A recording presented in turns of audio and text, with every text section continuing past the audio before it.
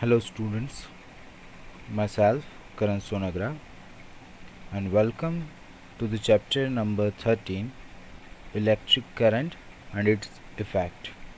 So yesterday we have discussed about the lighting and heating effect of electric current. But today we are going to study about electromagnetic effect, या तो you can say magnetic effect of electric current, about electromagnets and the safety devices that used in the household electric circuits.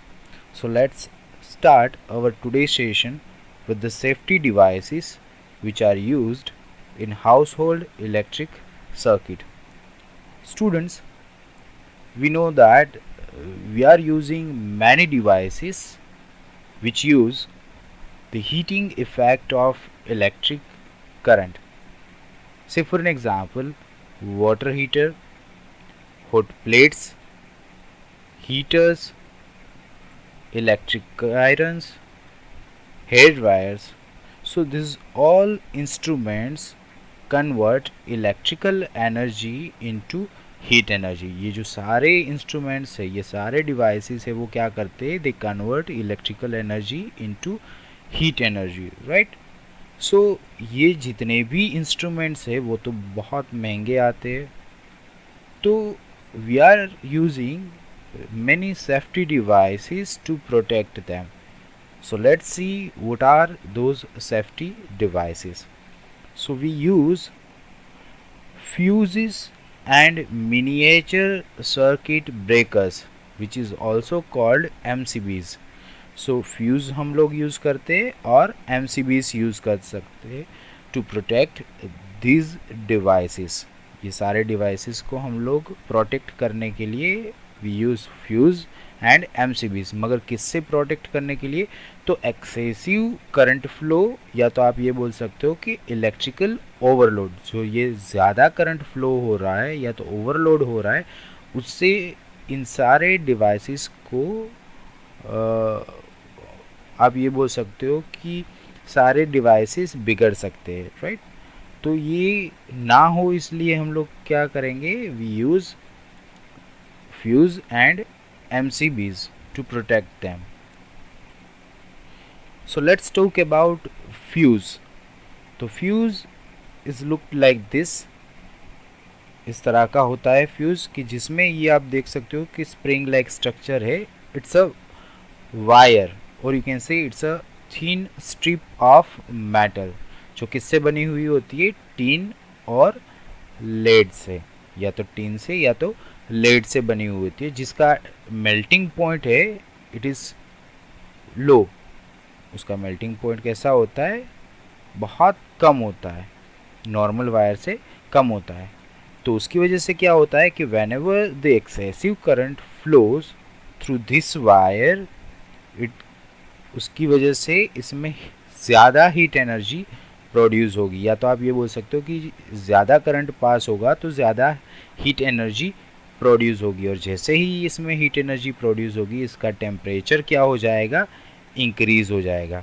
अगर temperature increase हुआ तो it will start melting, और अगर melt हो गया ये वायर तो ब्रेक हो जाएगा यहाँ से, और अगर ये ब्रेक हो गया तो सर्किट कैसी हो जाएगी? ओपन.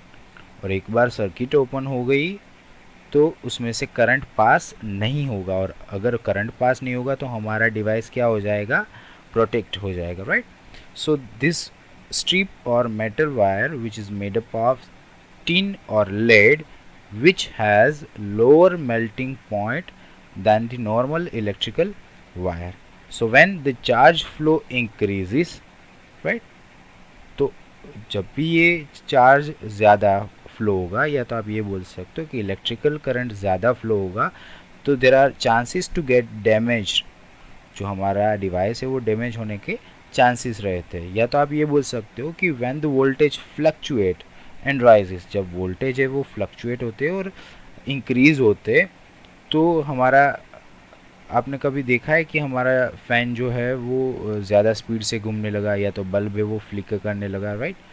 तो ये सारी चीज़ों से बचने के लिए we use safety devices like fuses and MCBs, या तो आप ये बोल सकते हो कि circuit breakers. So you find the fuse inside most of the electrical devices. Most of electrical devices में आप क्या देखोगे, फ्यूज़ है वो यूज़ होता होगा. बट वो पहले के ज़माने में होता था, बिकॉज कि फ्यूज़ में प्रॉब्लम क्या रहती है कि एक बार ये जो उसका वायर है वो मेल्ट हो गया, राइट, तो हमें दूसरी बार वो वायर डालना पड़ता है. बट जो ये वाली झंझट थी उससे बचने के लिए मॉडर्न इलेक्ट्रिकल डिवाइस आए कि जिसमें आई एमसीबीज, जिसको बोलते हैं सर्किट ब्रेकर, और you can say the miniature circuit breaker. वो क्या होता है कि जब भी इस तरह का एक्सेसिव लोड होता है या तो ज़्यादा करंट पास होता है तो वो बंद हो जाती है, या तो आप ये बोल सकते हो कि गिर जाती है, right. It switch flips to the off position and opens the circuit, कि वो ऑफ हो जाती है और सर्किट को ओपन कर देती है, और जैसे ही सर्किट ओपन हो गई तो current will not be able to pass, क्योंकि उसमें से करंट पास नहीं होगा. And we say it has tripped, इसको हम लोग क्या बोलते हैं कि ट्रिप्ड हो गई है, ऐसा हम लोग बोल सकते हैं. तो अगेन हमें उसको रिसेट करना हो तो क्या करना होता है, simply we have to flip the switch back, हमें सिर्फ उसको स्विच बैक करना है, इसको उल्टी डायरेक्शन में ऊपर कर देना है, मतलब कि स्विच ऑन कर देनी है, राइट. तो ये जो एक्सेसिव करंट हो रहा है उसके पीछे के रीज़न क्या हो सकते हैं, लेट्स टॉक अबाउट दैट. कि जो reason for the excessive current in the electrical circuit होते वो शॉर्ट सर्किट की वजह से होते. तो शॉर्ट सर्किट कैसे होता है कि जो इनफ्लो एंड आउटफ्लो वायर्स होते हैं, जिसको हम लोग पॉजिटिव और नेगेटिव टर्मिनल्स बोलते हैं, तो ये inflow and outflow wires they get touched, और जैसे ही वो टच होते हैं तो जो आउटफ्लो में से वायर करंट बाहर जा रहा है वो इनफ्लो को टच होगा तो क्या होगा, वो फिर से अंदर जाने लगेगा, राइट. तो अगर अंदर जाने लगेगा तो करंट ऑलरेडी एक बार अंदर आ रहा था इनफ्लो से, अभी आउटफ्लो का भी करंट इनफ्लो हो रहा है, तो करंट क्या होगा, बढ़ जाएगा, और उस करंट के बढ़ने की वजह से क्या होगी, शॉर्ट सर्किट होगी और डिवाइस को डैमेज हो सकता है. सो ये कब हो सकता है कि जब इनफ्लो एंड आउटफ्लो वाले वायर से वो टच कब हो सकते हैं, कि जब उसके ऊपर का इंसुलेशन होता है, राइट. तो वो इंसुलेशन अगर वर्न आउट हो गया हो, तो अगर इंसुलेशन वर्न आउट हो गया है तो हमें उसके ऊपर या तो इंसुलेटेड टेप लगानी चाहिए या तो हमें उस वायर को रिप्लेस कर देना चाहिए, राइट. तो अगर हम लोग उस वायर को रिप्लेस कर देते या तो इंसुलेशन टेप से उसको लगा देते, फिक्स कर देते, तो ये वाली प्रॉब्लम नहीं हो सकती, शॉर्ट सर्किट से बचा जा सकता है. Second, the more common reason for the excessive current and the cause of fires may be many devices that are connected to a single socket. मतलब ये दूसरा रीज़न है कि अगर बहुत सारे डिवाइसेस आप एक ही सॉकेट में लगा रहे हो तो उससे क्या होगा कि those devices draw more current, वो ज़्यादा से ज़्यादा करंट को खींचेंगे. तो उससे क्या होगा कि सर्किट जो है उसमें बहुत ज़्यादा करंट पास होगा और ओवरलोड हो जाएगा. अगेन ये ओवरलोड हुआ तो क्या हुआ कि शॉर्ट सर्किट रहने के चांसेस है, या तो एक्सेसिव करंट के चांसेस है, या तो आग भी लग सकती है. So to protect our devices from this two reason we use this circuit breakers and fuse, right. तो जो एमसीबीज होती है, या तो आप ये बोल सकते हो मिनिएचर सर्किट ब्रेकर, वो कैसे दिखती है, ऐसी कि जब भी एक्सेसिव लोड होगा या तो ज़्यादा करंट पास होगा तो ये जो स्विच है वो नीचे गिर जाएगी, राइट. और जब भी हम लोग अपना फोल्ड है वो फिक्स कर देते हैं और इसको ऊपर की डायरेक्शन में खींच लेते तो वो वापस जो सर्किट है हमारी वो जुड़ जाएगी ऊपर की डायरेक्शन में खींचने से, right. Now let's talk about the magnetic effect of electric current. There was a Danish physicist कि जो 1800 की साल में हो गए, जिसका नाम था ऑरस्टेड. वो एक क्लास में टीचिंग करवा रहे थे और उसने देखा कि जब भी इलेक्ट्रिक करंट पास होता है सर्किट में से, तो उस सर्किट के पास जो एक कंपास पड़ा था उसकी नीडल है वो डिफ्लेक्ट होना स्टार्ट हो जाती है, और जब भी वो करंट को ऑफ करते हैं तो जो उसकी नीडल थी कंपास की वो भी अपनी ओरिजिनल पोजीशन पे वापस आ जाती है। देन उसके ऊपर से उसने एक्सपेरिमेंट करना स्टार्ट किया और कुछ कंक्लूजन निकाले। Let's perform that activity to conduct the Oersted experiment.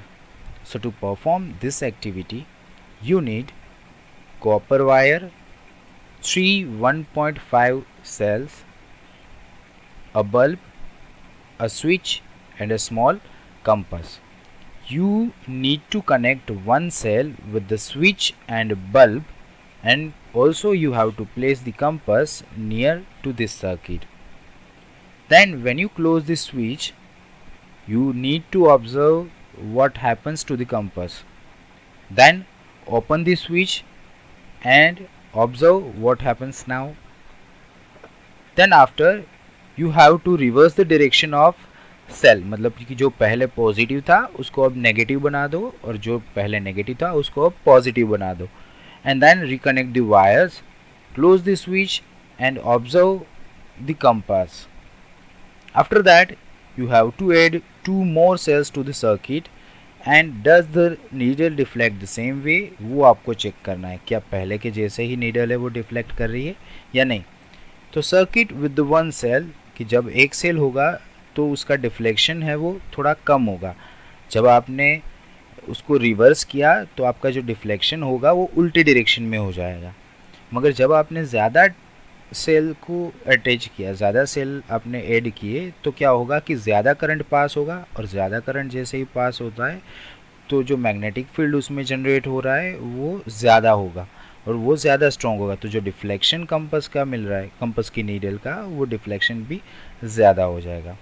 तो उसके पीछे का साइंस क्या है कि Oersted found that electric current had magnetic field just like magnets do. That magnetic field is area around the magnet or electric current where a magnetic effect can be felt. Also, the magnetic field of an electric current can be used to attract the pins and metal clips and deflect the compass needle. तो ये जो magnetic field है वो attract pin को, metal को और compass की needle को अट्रैक्ट करने के या तो डिफ्लेक्ट करवाने के लिए काम लग सकते हैं. So you have to perform this activity in your homework. Now let's talk about the electromagnet. The electromagnet is a temporary magnet which is made by passing the electric current through the wires which are wrapped around an iron core. मतलब एक iron core में से, या तो एक iron core पे अगर हम लोग इलेक्ट्रिक वायर को रैप करते जस्ट लाइक दिस कोयल के फॉर्म में और उसमें से करंट पास करवाते तो it becomes temporary magnet and that magnet is called electromagnet. So it attracts the magnetic substances as long as there is a charge flowing through it. मतलब जब तक उस कोयल में से इलेक्ट्रिक करंट पास हो रहा है तब तक वो मैग्नेटिक सब्सटेंस को अट्रैक्ट कर सकता है. और जैसे ही आपने वो इलेक्ट्रिक करंट फ्लो हो रहा है उसको बंद किया, मतलब करंट पास होना जब भी उसमें से बंद होगा तो वो फिर से नॉर्मल सब्सटेंस बन जाएगा और मैग्नेटिक सब्सटेंस को अट्रैक्ट नहीं करेगा. Magnetic electromagnets can be much stronger than the permanent magnet. तो जो ये electromagnet है they are more stronger than the permanent magnets. Their strength can be increased by adding more coils or by increasing the strength of current. मतलब कि जो electromagnet में जो magnetic field मिल रहा है ये उसकी strength है we can increase by two way. One by adding the coil and second by increasing the amount of current. कि करंट जो उसमें से पास हो रहा है उसकी अमाउंट अगर इंक्रीज कर दो तो भी मैग्नेटिक फील्ड बढ़ जाएगा. और उसमें ये जो नंबर ऑफ कोइल्स देख रहे हो जैसे वो भी आप अगर बढ़ा दो तो क्या होगा कि मैग्नेटिक फील्ड है वो स्ट्रॉन्ग हो जाएगा। Then there is another device जिसका नाम है सोलेनोइड। तो solenoid is a tube made of coils of wire carrying an electric current and it behaves as an electromagnet. तो ये जो सोलेनोइड है वो कोयल में से बनाई हुई एक ट्यूब है जो वायर में से बनाते और जिसमें से इलेक्ट्रिक करंट फ्लो होता है। तो इट बिहेव्स लाइक इलेक्ट्रोमैग्नेट। तो ये जो आपको दिख रहा है ये structure it is called solenoid. कि जब भी आप वायर को ऐसे कोयल के फॉर्म में ट्यूब बनाते हो, कोयल के फॉर्म में वाउंड करके ट्यूब बनाते हो और उसमें से करंट पास करते हो तो it behaves like an electromagnet और इसको क्या बोलते हैं, सोलेनोइड। तो solenoid can be made more powerful bye inserting an iron bar with in the coils. मतलब अगर इस कोयल के अंदर आप इस तरह से एक आयरन बार रख देते हो, राइट, इस तरह से आप आयरन बार रखोगे तो उसका जो पावर है वो इंक्रीज हो जाएगा। तो the iron bar becomes the temporary magnet due to the electricity passing.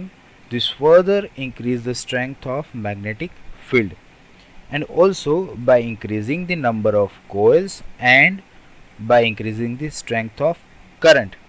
तो अगर हमें सोलेनोइड के मैग्नेटिक फील्ड को इंक्रीज करना है तो सिमिलरली या तो कोयल को ऐड कर दो या तो दूसरा कि करंट बढ़ा दो।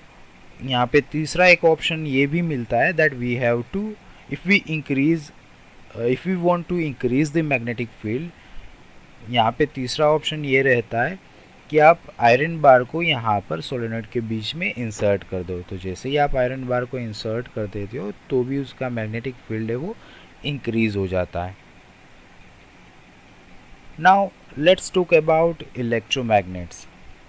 So here few uses of electromagnets are given that electromagnets वो scientific instruments में भी use होते हैं।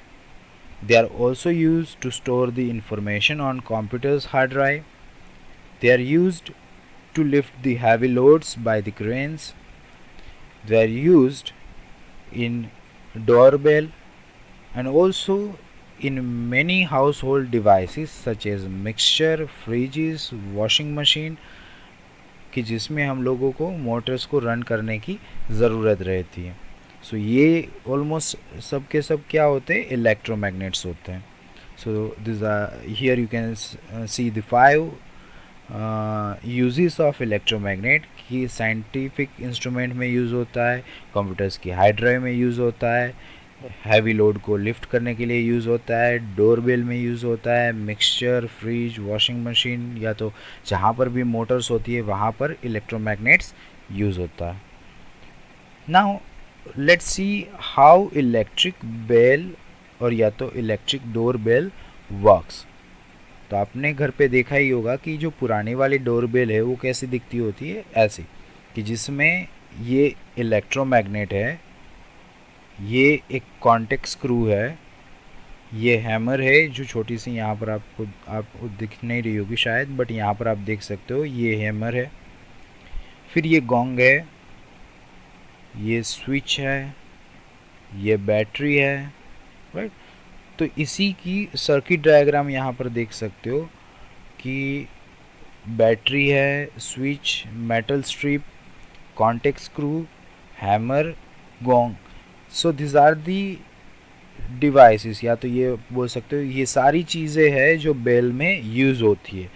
तो an electric door bell consist electromagnet, battery, switch, metal strip, contact screw, hammer and gong. Now what happens कि whenever और when the iron strip, मतलब आप ये यहाँ पर देख सकते हो कि जो ये आयरन स्ट्रिप है, right, when the iron strip is in contact with the screw, ये जो आयरन स्ट्रिप है अगर ये कॉन्टेक्ट स्क्रू के टच में है तो क्या होगा, ये अगर स्विच ऑन है तो current will flow from this path to this electromagnet. और अगर ये इलेक्ट्रोमैग्नेट बनेगा, इट मीन्स अगर यहाँ पर से करंट पास होगा तो ये चीज़ एज अ इलेक्ट्रोमैग्नेट बिहेव करेगी। तो अगर ये इलेक्ट्रोमैग्नेट बिहेव करेगी तो क्या होगा, इस चीज़ को आगे की डायरेक्शन में खींचेगा, अट्रैक्ट करेगा। और अगर ये अट्रैक्ट करता है तो ये मेटल स्ट्रिप और ये स्क्रू दोनों डिस्कनेक्ट हो जाएंगे, बट हैमर कहाँ पर जाएगी, आगे की डायरेक्शन में। अगेन वो डिस्कनेक्ट हो गया तो वापस अपनी ओरिजिनल पोजीशन पे जाएगा, मतलब इस डायरेक्शन में जाएगा। अगेन इस डायरेक्शन में गया तो मेटल स्ट्रिप एंड स्क्रू फिर से टच करेंगे। अगर फिर से टच करेंगे तो करंट फ्लो होगा, करंट फ्लो होगा तो ये device electromagnet as a behave करेगा। तो फिर से वो हैमर को अट्रैक्ट करेगा इस डायरेक्शन में। जैसे ही हैमर इस डायरेक्शन में आएगी तो करंट फ्लो होना स्टॉप होगा, तो ये वाला स्ट्रक्चर फिर से इस डायरेक्शन में आएगा, राइट। तो ये जो साइकिल है वो कंटिन्यूसली चलती रहेगी जब तक आपकी स्विच ऑन है तब तक। और जैसे ही आप स्विच ऑफ करते हो तो डोर बेल बजना बंद हो जाती है। तो this is how this devices completes the cycle, right? Okay, when iron strip is contact with the screw, the switch is on and circuit is closed, तो current flow through the coil and making it an electromagnet, जो यहाँ पर बनेगा। Then electromagnet attracts the metal strip, मतलब ये जो metal strip है वो इस डायरेक्शन में आएगी and moves the hammer to strike the gong, जो ये गोंग है उसको स्ट्राइक करेगी। As it strike the gong it moves away from the contact screw and breaks the circuit, और सर्किट को ब्रेक कर देगी। अगर सर्किट ब्रेक हो गई तो electric current will not flow. Coil lose their magnetism and metal strip moves back to its original position and touches the screw. Again ये screw को टच करेगी तो circuit will get completed and current will start flowing. अगर फिर से current flow होगा तो hammer इस डायरेक्शन में अट्रैक्ट होगी, जैसे इस डायरेक्शन में अट्रैक्ट होगी तो मेटल स्ट्रिप डिस्कनेक्ट हो जाएगी, तो it will again moves back to its original position. So this is how an electrical doorbell works. Here you can see one electromagnet, how to make an electromagnet activity is given. For that you need one long iron nail, 125 centimeter of insulated wire and 3 1.5 volt cell. You need to wrap the wire around the nail tightly from head to point, covering it properly. Then leave 25 centimeter at the both end, मतलब यहाँ पर ये और ये दोनों 25 centimeter रहने दो। Then strip the insulation about 1.5 centimeter, यहाँ से insulation थोड़ा रिमूव कर दो दोनों एंड से, and then tap these two terminals of the cell to create the circuit, मतलब ये दोनों टर्मिनल को आप सेल से टैप कर दो। What would you found? Does the nail attract the pin? Add 2 more cells to the circuit. Does nail attract the pin from farther away? And does the nail still attract the pins when you break the circuit? कि जब भी आप इन दोनों terminal को attach करते हो cell से तो वो पिन को अट्रैक्ट करता है, हाँ, बिकॉज ये एज अ इलेक्ट्रोमैग्नेट बिहेव करेगा, क्योंकि ये कंडक्टर में से, इस वायर में से इलेक्ट्रिक करंट पास हो रहा है तो इसके आसपास मैग्नेटिक फील्ड होगा और ये एज अ इलेक्ट्रोमैग्नेट बिहेव करेगा। नाउ व्हेन यू एड 2 मोर सेल तो ज़्यादा करंट फ्लो होगा, और जैसे ही ज़्यादा करंट फ्लो होगा तो हमने क्या पढ़ा कि ज़्यादा करंट फ्लो होने से मैग्नेटिक फील्ड भी स्ट्रॉन्ग हो जाएगा। अगर मैग्नेटिक फील्ड स्ट्रॉन्ग है तो दूर भी अगर आपने पिन रखी होगी तो वो भी अट्रैक्ट हो जाएगी। And when you break the circuit, मतलब कि when you disconnect this terminals from the cell, they will not attract the pins, वो पिन को अट्रैक्ट नहीं कर पाएंगे। So that's it in this video. I hope you have enjoyed it a lot. This chapter is over here. In the next video, we will solve the textual exercise of this chapter. Thank you and have a nice day.